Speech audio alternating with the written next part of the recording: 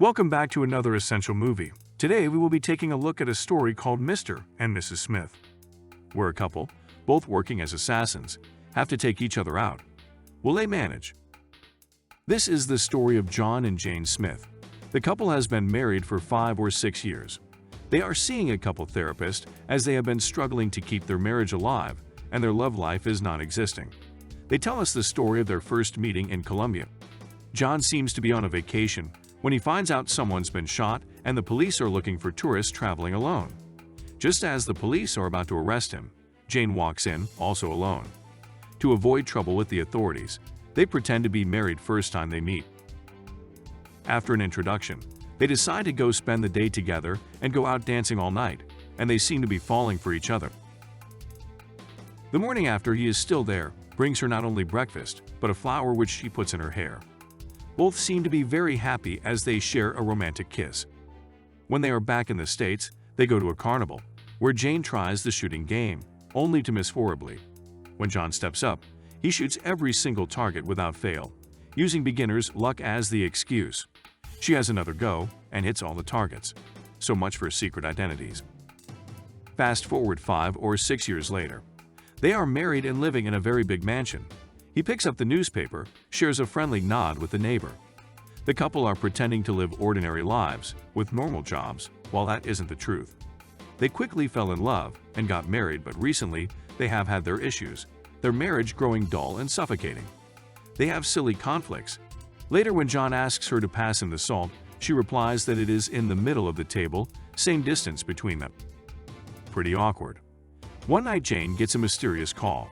She tells John that it's only work stuff and she needs to head out. John also leaves shortly after, entering a restaurant. He walks into a gambling room, where some guys are playing poker. After pretending to be drunk with a lot of money, they let him join in. He sits in Lucky's chair and seems to have fun with the boys. When Lucky arrives, he asks if John is looking for the job, in which he replies Lucky is the job. He takes them all out and leaves. Jane was also on a mission that night. After tying her man up, she walks up behind him and snaps his neck. As the guards chase her, she manages to escape in style. Using a rope, she glides down the building and enter a taxi. They both get home just in time to change clothes without getting caught, then head to the neighbors for a dinner. The next morning, John heads to work and finds out his next mission is a prisoner, named the Tank, who's a direct threat to the company and needs to be taken out. Little does he know that Jane has also received the same mission. When she arrives at her office, they tell her she needs to assassinate the Tank. At the location without seeing each other, the two start a firefight. Both are there at the same time to take out the target. As John is walking towards her, Jane first shots him with a gun, and he retaliates with a bazooka, which blows up the shed that Jane was hiding in. Luckily, neither of them is harmed. However, the target is still alive and Jane left her laptop.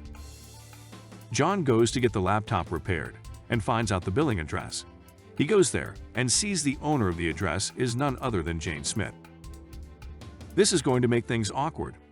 When Jane gets back to work, she gets a call from the boss, father, who tells her she needs to take out the other player. From the video recording, she suspects it's her husband. When they get back home, some funny encounter occurs. They both suspect it's the other person. She pours him a drink, which he spills in the plant pot, and then she eats the olives. He hides a knife from the table, but she brings out an even bigger one, first to carve the meat, and he offers to cut. Then she brings out another for the bread. It seems like he can't win. Once again, he asks her to pass the salt, which he laughs at when he realized it's just in front of him. He pours some on his food while staring at Jane. He gets up and pours her a drink, and accidentally drops the wine bottle, which she catches with amazing reflexes. They both realize who the other person is and run away. John goes to get his gun, and Jane tries to escape. She hits John with her car, and after he gets in, she jumps out and manages to escape. The morning after, Jane goes back to the house with her team to go through everything and clean any evidence up. John arrives not much later, using his neighbor as potential hostage, without him knowing. He goes to his secret room with weapons and noticed that it's been cleared out, meaning he has been compromised. This makes him furious. He decides to go to the same address where he knows she works. As they notice the intruder, they burn all the evidence and evacuate the building, just in time using high-tech grapple hooks. John enters the building and sees Jane in front of him, but does not shoot. She also escaped using the hooks. When Jane escapes, they are still taunting each other from far. There might still be some love there between them. Not much later, he goes to another location where he thinks Jane might be. He enters the elevator, but this comes to a sudden stop. Jane sees him and they talk a bit. After he refuses to leave town, he is dropped to his death. After this, Jane is mourning at a restaurant. However, it is short-lasted, as John appears again. They share a sweet dance with each other, but they believe the other person is trying to set them up. After she goes to the toilet, an explosion occurs, and she escapes with the crowd. He is furious. This doesn't last long, and they both race back to the house. She smashes into him with the car, and he follows quietly, sneaking in through a window. The couple have another shoot-off, where they end up smashing most of the hallways and kitchen. John lets the gas run, which causes an explosion as she shots.